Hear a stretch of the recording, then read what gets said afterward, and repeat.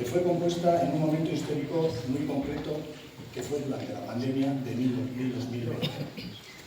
Un propósito de su compositor, Íñigo Chezarreta, líder de la banda, fue la de transmitir luz en momentos de oscuridad.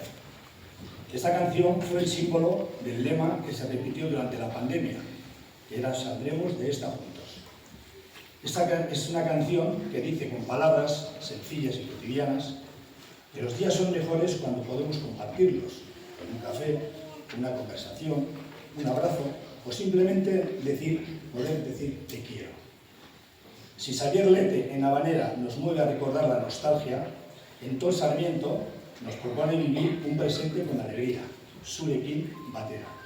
No es solo una canción, es un recordatorio de que nuestra mayor fuerza es la gente que camina a nuestro lado. Por eso también nosotros decimos, os queremos.